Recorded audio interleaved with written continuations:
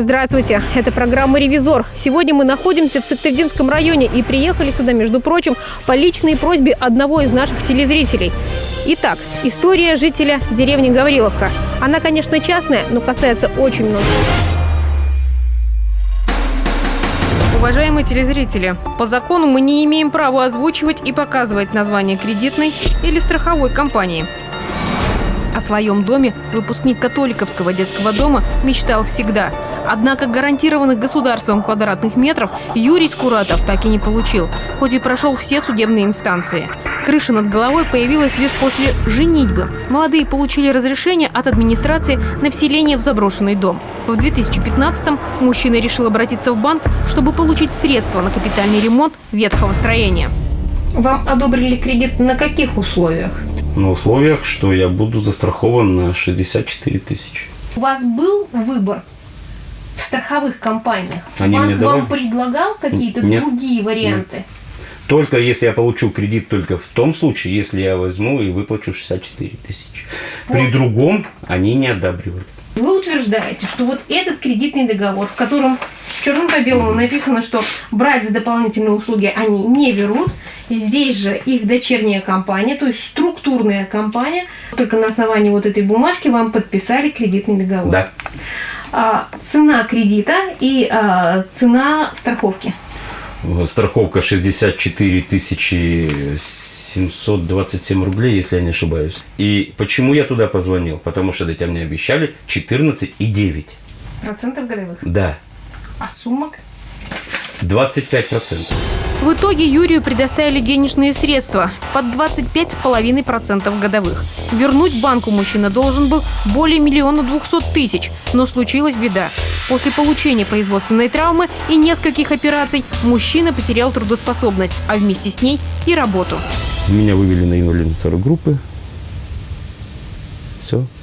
Я подал на структуризацию, и я не могу выплачивать. У меня пенсия всего 9 тысяч. Но самое главное, что они, как мне сказали, что они могут прийти ко мне в семью, извините, с коллекторской компанией, и просто изъять имущество, которое более-менее ценное. Мы поинтересовались, на что были направлены средства, выделенные банком. Вот, крышу отремонтировали, фундамент делали, внутри дома ремонт делали. Вот. Я видела, что печки переделаны. Печки переделанные, да, все. Вот там дом был в ужасном состоянии. То есть фактически эти средства пошли на улучшение дома, улучшение жилья своего. Неотделимые улучшения. То есть взять вот эти вот, например, ту же самую крышу, снять, продать и вернуть деньги в банк не получится. Нет, конечно. Тогда Юрий вспомнил о дорогой страховке, за которую, кстати, продолжает платить банку проценты. И через суд потребовал признать его случай страховым. Тем самым мужчина рассчитывал покрыть долг за счет страховой премии.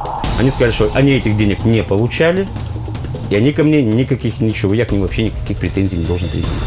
В свою очередь, кредитор и страховщик заставили Юрия оправдываться в суде и потребовали предъявить доказательства того, что заемщик не имел намерения ввести в заблуждение финансовую организацию. Эту справку они вас попросили предоставить перед тем, как с вами оформили страховку? Страховку нет, после того, как произошел страховой случай. То есть до момента наступления страхового случая у них вопросов к вашему здоровью не было? А как только появились вопросы, и что они искали, вот эти все специалисты у вас? Они искали слово остеохондроз, наверное, потому что они на него ссылаются.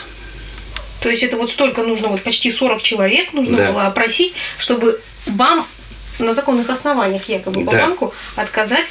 А самое интересное, что вот эти же у них то же самое все, и тут же написано все, что 4 операции произошло. 4 операции на позвоночник. Да. Знаете, они не...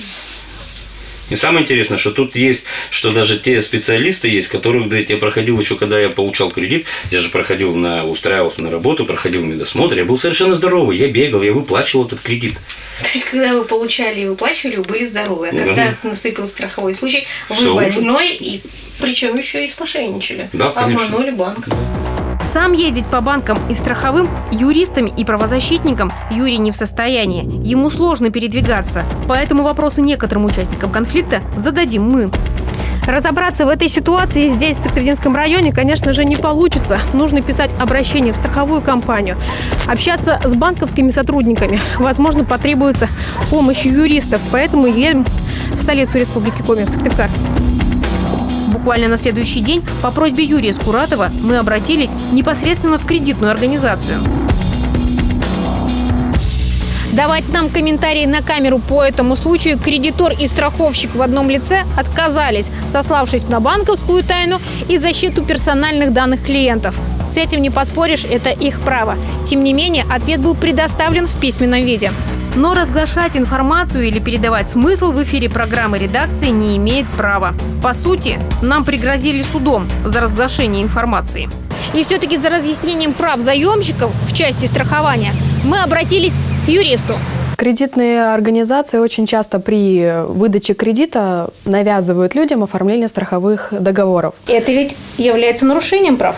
Именно навязывание, да, потому что у нас как по закону об страховании, так и по Гражданскому кодексу это является добровольным. То есть сам заемщик вправе либо заключить договор страхования, либо отказаться. Но ведь потребитель имеет право прийти со своей страховкой в кредитную организацию. Почему тогда ему отказывают в предоставлении кредита? Прежде всего, они страхуют себя. Поэтому здесь тоже кредитные организации можно понять, но при этом необходимо очень внимательно читать условия именно наступления страхового случая. Договор страхования был заключен в 2015 году. Тогда перечень заболеваний был очень короткий. Сейчас он расширился, и страховщик на этом основании отказывается выплачивать и покрывать кредит. В данном случае отказ неправомерен, поскольку раз договор заключался в 2015 году, то он заключался на условиях законодательства, которое действовало в тот период времени, то есть на момент 2015 года. Список заболеваний был определен в 2015 году. В данном случае, получается, положение законодательства расширили перечень заболеваний и тем самым, можно сказать, ухудшают положение заемщиков, которые заключили договор в 2015 году. И еще один важный момент. 2 года назад вступил в силу закон о банкротстве физических лиц.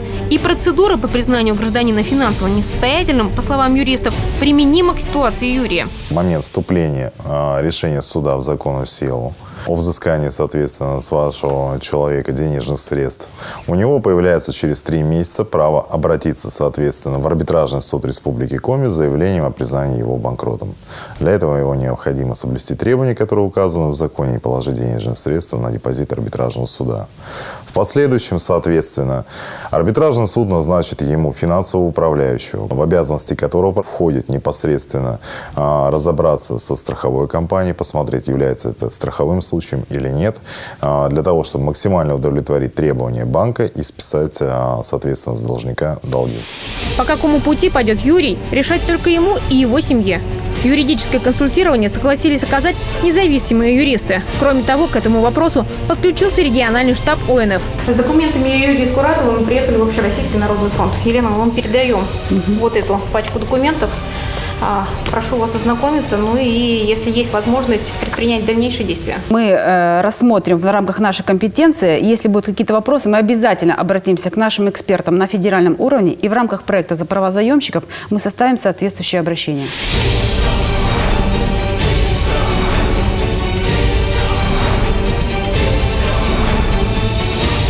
До 25 сентября у Юрия Скуратова есть возможность отправить апелляционную жалобу в Верховный суд Республики Коми. Как только решение будет принято, мы вас с ним обязательно ознакомим. И еще, прямо сейчас, еще одна история человека с ограниченными возможностями, о которой готова рассказать моя коллега Анна Зубарева.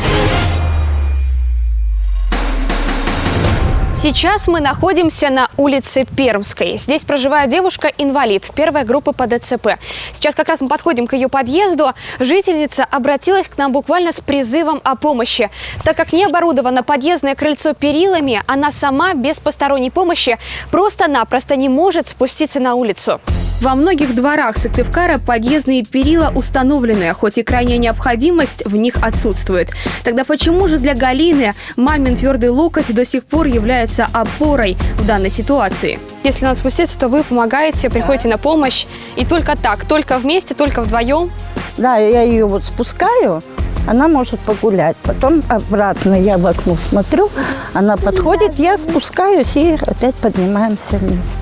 А так одна она никак не может. Галина в этом доме живет с рождения. По словам мамы и дочки, они не раз обращались в свою управляющую компанию с просьбой решить вопрос с перилами. Им отказывали, ссылаясь то на отсутствие денег, то на нехватку строительного материала. Около года назад организация обанкротилась, и дом на улице Пермской перешел под управление компании «Рекон». Однако попытки добиться действий от нее тоже оказались безрезультатны. И сколько раз мы туда ходили, все двери закрыты.